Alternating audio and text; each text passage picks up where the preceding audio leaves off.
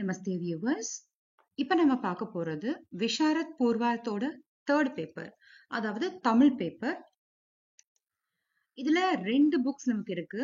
மலர் செண்டுன்னு ஒண்ணு இருக்கு, அப்புறம் இலக்கிய கனிகள் அப்படின்னு 2 இருக்கு. இது பாத்தீங்கன்னா 100 மார்க்ஸ், 100 மார்க்ஸ் எக்ஸாம், 3 hours. இதுல 2 பார்ட் தான் மொத்தமே கொடுத்திருப்பாங்க. சோ அந்த 2 பார்ட்ல ஏதாவது ஒரு பார்ட்ல 2 கொஸ்டினுக்கு ஆன்சர் பண்ணணும், இன்னொரு பார்ட்ல 3 கொஸ்டின்ஸ்க்கு ஆன்சர் பண்ணணும். சோ இதுதான் நீங்க பண்ண வேண்டியது. இதுல மதிப்பெண்கள் சமம்னு கொடுத்திருக்காங்க. அதாவது மொத்தம் 5 கொஸ்டின் எழுத போறீங்க. சோ ஒரு கொஸ்டினுக்கும் 20 மார்க். 20 × 5 100 மார்க் உங்களுக்கு கிடைச்சிரும். ஓகே. விடை ஒவ்வொன்றும் 3 பக்கங்களுக்கு மிகாமல் இருத்தல் வேண்டும். At least you have to right for 3 pages. ஓகேவா? ஆன்சர் 20 மார்க்குக்கு கொடுக்கறதுனால உங்களுக்கு 3 pagesக்கு உங்களோட ஆன்சர் இருக்கணும் அப்படின்னு சொல்லியிருக்காங்க. சரியா? ஃபர்ஸ்ட் பிரிவுல பாத்தீங்கன்னா உங்களுக்கு இந்த லெசன்ஸ்ல இருந்து உங்களுக்கு கொஸ்டின்ஸ் இருக்கு. 4 கொஸ்டின்ஸ் கொடுத்திருக்காங்க. ஓகே. இதுல இந்த 4 கொஸ்டின்ல ஏதாவது 3 இல்லைன்னா ஏதாவது 2 நீங்க செலக்ட் பண்ணணும். அப்படி இதுல நீங்க 2 செலக்ட் பண்றீங்கன்னா அடுத்த பிரிவுல இருந்து 3 செலக்ட் பண்ணணும். ஒருவேளை இதுல நீங்க 3 உங்களுக்கு தெரியுது நீங்க எழுதிட்டீங்கன்னா அடுத்த பிரிவுல 2 எழுதினா போதும். சரியா? பிரிவு 2ல பாத்தீங்கன்னா உங்களுக்கு 5, 6, 7, 8 மொத்தம் 4 கொஸ்டின் கொடுத்திருக்காங்க இல்லையா? இந்த 4 கொஸ்டின்ல நீங்க எத்தனை கொஸ்டின் அட்டன் பண்ணணும் அப்படிங்கறத நீங்க பிரிவு 1ல எத்தனை கொஸ்டின் அட்டன் பண்ணிருக்கீங்கன்றத பொறுத்து தான் டிசைட் பண்ணணும். பிரிவு 1ல 2 கொஸ்டின் தான் அட்டன் பண்ணிருக்கீங்க அப்படின்னா இதுல இருந்து நீங்க 3 அட்டன் பண்ணணும். பிரிவு 1ல 3 அட்டன் பண்ணிருக்கீங்கன்னா இதுல 2 அட்டன் பண்ணா போதும். நீங்க 5வது கொஸ்டின் அட்டன் பண்றீங்க அப்படின்னா இதுல 4க்கு நீங்க ஆன்சர் பண்ணணும்.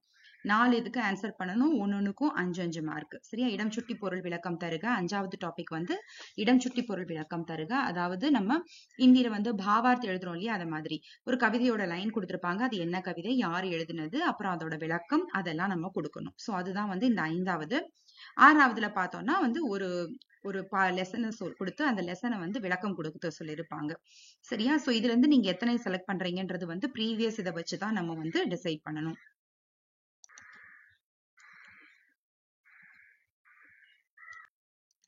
6வது கேள்வி பாத்தீங்கன்னா, பாரத சமுதாயம் என்னும் கவிதையில் பாரதியார் நம் பாரதத்தின் பெருமையை எவ்வாறு வர்ணிக்கிறார்?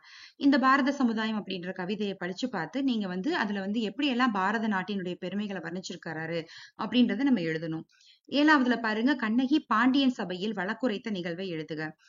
குற்றால குறவஞ்சியில் சிங்கன் சிங்கியின் உரையாடலை தொகுத்து எழுதுக. இது எல்லாமே 20 மார்க்குக்கு நீங்க எழுத போறீங்க. ஒரு கேள்வி எழுதுனீங்கன்னா 20 மார்க்குக்கு எழுதணும். சோ அதனால நல்லா யோசிச்சு தெளிவா எழுதணும்.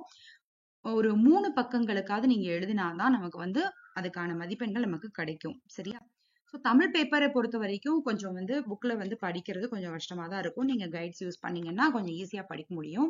கொஞ்சம் ப்ரிப்பரேஷன் பண்ணிட்டு படிக்கிறது நல்லது. ஏன்னா இப்ப பாத்தீங்கன்னா மோஸ்ட் ஆஃப் த கிட்ஸ் தமிழ்ல ரொம்ப கொஞ்சம் வீக்கா தான் இருக்காங்க.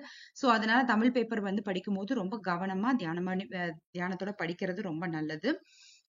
நல்லா ப்ரிப்பேர் பண்ணுங்க. பண்ணினா ஈஸியா படிக்கலாம். இதுல கொடுத்திருக்கிற ஒரு கொஸ்டினுமே இம்பார்ட்டன்ட் கொஸ்டின்ஸ். உங்களால எல்லா கொஸ்டின்ஸையும் படிக்க முடியல, எல்லா லெசன்ஸையும் கவர் பண்ண முடியலன்னா கூட இதுல கொடுத்திருக்கிற கொஸ்டின்ஸை நீங்க மெமரி பண்றதுக்கு ட்ரை பண்ணுங்க. பண்ணீங்கன்னா கண்டிப்பா உங்களுக்கு நல்ல மார்க்ஸ் ஸ்கோர் பண்றதுக்கு கண்டிப்பா உங்களுக்கு ஆப்பர்ச்சுனிட்டிஸ் இருக்கு. நல்லா ப்ரிப்பேர் பண்ணுங்க எக்ஸாமுக்கு. All the very best. தன்யவாத்.